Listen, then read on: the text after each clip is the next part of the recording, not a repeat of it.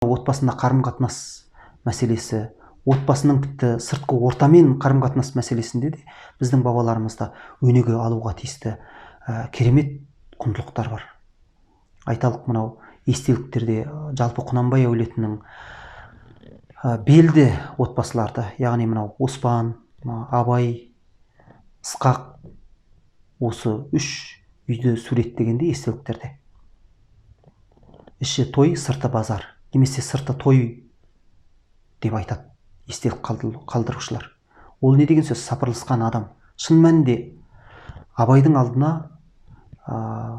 бүкіл қазақтың дауышары келетін еді. Анау Янушкевичтің естелігінде Құнанбайды айтпай ма? Қазақ даласынан оған ағылып келіп жататын деп. Тура сол сияқты осы әкесінің басындағы тағдыр Абайдың да басында болған.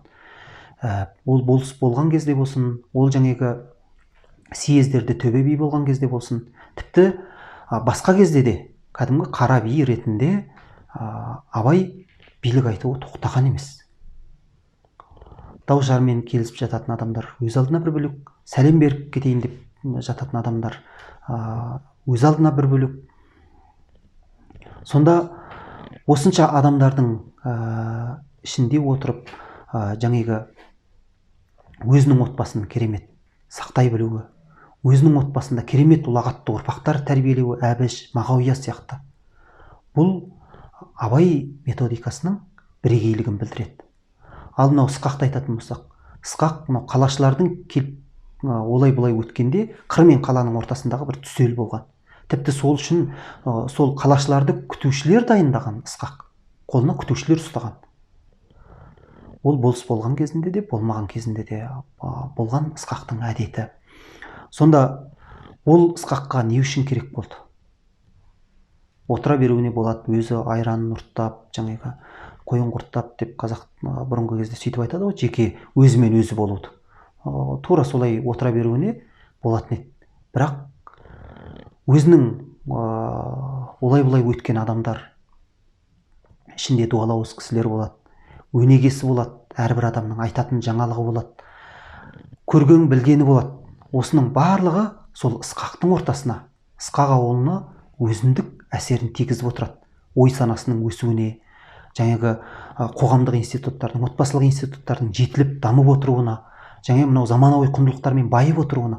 Мысалы, қалашылар не әкелуі мүмкін? Қаладан жақсы нәрселер алып қайтуы мүмкін, үйіне жақсы әбзелдер алып қайтуы мүмкін, жақсы базарлықтар алып қайтуы мүмкін. Міне осының барлығынан хабардар болып отырады. Ал қыр адамы үшін бұл үлкен жаңалық, үлкен бір мәдениеттіліктің белгісі. Ал бүгінде біз осы мәселені дамытатын болсақ, біздің отбасымызда ойлау деңгейінің өсуіне, отбасының мәдениеттілік көрсеткішінің жоғарылауына, сонымен бірге заманауи құндылықтарға бейімделу мәселесінде бұл өзіндік жұмыс істеуге нәтижесін беретін тарихи тәжірибе ретінде айтуға болады. Ал енді мынау Ер Оспанның айналасын арып қарайтын болсақ, ол кісінің үйінің іші той, сырты базар болып жатуы не үшін керек болды? Немесе соның қандай бір пайдалы тұстары болды деген мәселе. Ол кісінің өз алдына бір үлкен мектеп ретінде қарастыруға да болады Оспанды. Өйткені ол кісінің қасында көптеген жанына ұстаған әншілері, күйшілері, өнерпаздары, тіпті мынау алуан түрлі шеберлері болған. Осы кісілердің ой алуы үшін және өзінің өнерлерін сырттан келген қауымдардың өнерімен, сырттан келген шеберлердің әдіс тәсілдерімен байытуына, толықтыруына, басқа елдің мәдениетін қабылдауға, әсіресе ән өнерін, күй өнерін, қиса ертегі айтып отыратын адамдар болған. Ондай адамдар келсе, Оспан балаша қуанып, соларды жата жастандырып не қылатын болған. Тіпті ондай кісілердің үлкенді кішілі кемшіліктерінің өзін кешіріп жіберетін болған. Мынау енді бір ақын кісі болды, айтпай-ақ қояйық, Абайдың шәкірт ақындарының біреуі, өрескел бір қателік жібереді, ел тағдырына қатысты мәселеде жаңағы үлкен сомаға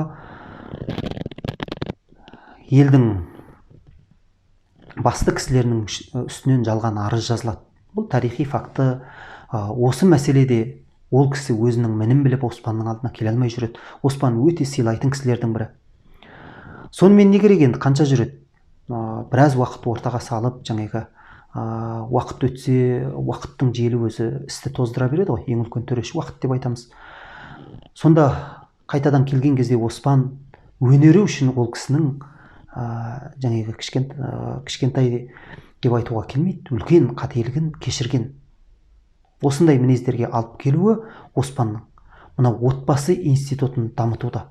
Жаңағы Оспанның өзінде бірнеше өзінің отбасы бар. Сол отбасындағы мәдени көрсеткіштерді жоғары ұстауға, сонымен бірге рухани деңгейін жоғары ұстауына бұл нәрсе ауадай қажет болды. Және бұл қазақтың өзі отбасында, бай отбасылардың, әсіресе дегдар әулеттен шыққан кісілерде осындай байлығын, елге пайдасын көрсетіп жататын тұстары болған. Яғни ол жерде келген кезде қара халық ән тыңдап, өзінің рухани өмірін байытатын болса, ертегі тыңдап, өзінің бір ойлау жүйелерін дамытып жататын болса, көрген білген әңгімелерін тыңдау арқылы көз аясы кеңіп жататын болса, бұл елге тиген пайдасы. Біз пайда дегенде тек қана мынау зат алуменен, бір қайырымдылықтар жасауменен ғана өлшемеуіміз керек. Бұл рухани қайырымдылық деген мәселе біздің қазақ байларының тәжірибесінде өте бір үлкен ауқымды, маңызды институт ретінде қарастырылуы тиіс. Біздің тарихымызда не үшін кедейлеріміз, аш-жалаңаштарымыз жылап тентіреп қалмады? Солар неге шуылдап өзінің зар мұңын жалпақ жаһанға жарияламады? Ол жерде байлардың институты рухани жақтан да, заттық жақтан да жақсы жұмыс істеп тұрды. Ал әрине босып кеткен, тозып кеткен ауылдар болды, бәрібірдей жақсы болды деп айта алмаймыз. Олардың жерінде байлардың жұмыс істеу деңгейіне байланысты. Міне Оспанның айналасында естеліктерде қарайтын болсақ, олардың жалшыларының өзі кейіннен бай адамдар болып шықты. Оспан қайтыс болғаннан кейін абай оларға жүздеп қой салып беріп, алдына жылқы салып беріп шығарған. Ал Оспан оларды кәдімгідей санасып отырып, солармен бірге оларды керек кезінде тыңдай отырып жалшының өзін осылай тәрбиеледі. Осының барлығы не үшін? Оспанның отбасылық институтының өте бір дегдар болғаны үшін. Біздің Оспан отбасынан, Оспанның әулетті басқару, байлықты ұстау отбасында және отбасының сыртқы ортамен қарым-қатынас мәселесіндегі тарихи тәжірибесінің өте маңызды және өте бай екендігін айғақтайды бұл. Сондықтан бүгінгі таңда біздің отбасы институттарымызды дамытқымыз келсе, әркім отбасында өзінің жақсы қарым-қатынас мәселесін жолға қоюды қалайтын болса, отбасында отбасының рухани деңгейін көтергісі келетін болса, осы кісілердің өмірінен өзіне өнеге алса, осы кісілердің өміріндегі жақсы тұстарды өзінің отбасында үйлестіре отырып, дамытып, толықтыратын болса, бұл бүгінгі күнде біздің әрі заманауи бола отырып, ұлттық келбетімізді, бірегейлігімізді сақтап қалуымызға өте үлкен әсерін тигізген болар еді. Міне бұл Құнанбай әулетіндегі тарихи тәжірибе, отбасы институтына қатысты ұлттық құндылықтар бүгінгі таңда, әсіресе мынау Абай атамыздың 175 жылдық мерейтойын атап өтіп жатқан айтулы тұста біздің жастарымыз, біздің бүгінгі қазақ отбасылары бұны өзінің өміріне енгізіп жататын болса, бұл мерейтойды тойлаудың бір ең белсенді бір көрсеткіштерінің бірі болар еді деп ойлаймын. Өйткені бүгінгі таңда өмірдік қолданысқа өтпейтін мақалалар жазуменен, немесе бір дәстүрлі формадағы мерейтойдың іс-шараларын, мүшәйралар өткізу, конференциялар өткізуменен әрине ол да керекті дүние, бірақ барынша біз азаматтардың өміріне пайда беретін мәселелерді алып келетін болсақ, ұсынатын болсақ біздің оқырмандарымызға, көрермендерімізге, бұл Абай тойының өзінше бір мерейі болып, рухани жақтағы бір керемет жетістігі болып табылар.